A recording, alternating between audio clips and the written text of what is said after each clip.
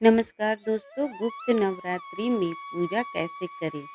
हम आपको इस वीडियो में बताएंगे कि गुप्त नवरात्रि में पूजा कैसे करें। पूजा की विधि, मंत्रों और अनुष्ठानों के साथ तैयारी की पूरी जानकारी शामिल है, जो आपको शक्ति और धन की प्राप्ति में मदद करेगी। इन 9 रातों का महत्व और कैसे आप देवी माँ की कृपा हासिल कर सकते हैं, यह सब जानने के लिए वीडियो अंत तक जरूर देखें। अगर आप सुख समृद्धि की कामना कर रहे हैं, तो इसे अपने देवियों के साथ साझा करें और चैनल को सब्सक्राइब करना ना भूलें। दोस्तों, गुप्त नवरात्रि की पूजा भी चैत्र और शारदीय नवरात्रि की तरह की जाती है, लेकिन इसमें कुछ बातों का विशेष ध्यान रखा जाता है।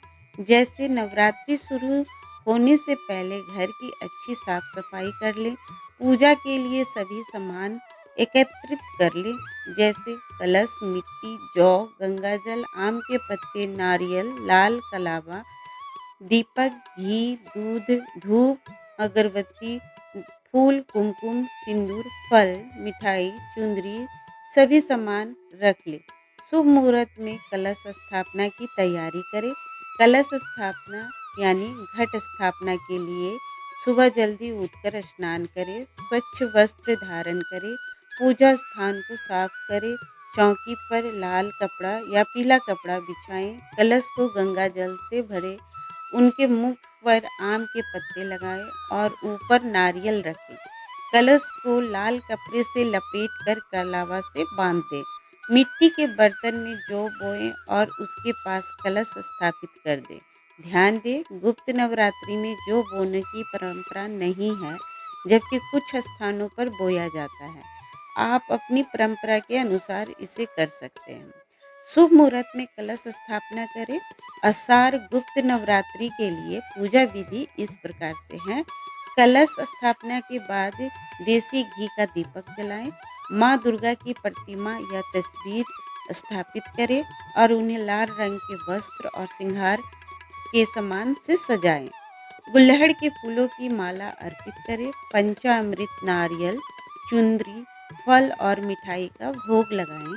पूरे परिवार सहित माता का स्वागत करें, उनका पूजन करें, आरती करें, उससे सुख समृद्धि की कामना करें। 10 विद्याओं की पूजा के लिए गुप्त नवरात्रि में 10 महाविद्याओं माँ काली, तारा देवी, त्रिपुर सुंदरी, भुवनेश्वरी माता, छिन्नमस्ता, त्रिपुर भैरवी, माँ धूमावती, बंगलामुखी, मातंगी और कमला देवी की विशेष पूजा की जाती है। प्रतिदिन एक महाविद्या की पूजा करने का विधान है। 9 दिनों तक माँ दुर्गा के मंत्रों का जाप करें, जैसे ओम दुन दुर्गाए नमः, या अपनी मनोकामना के अनुसार देवी के मंत्र का जाप करें।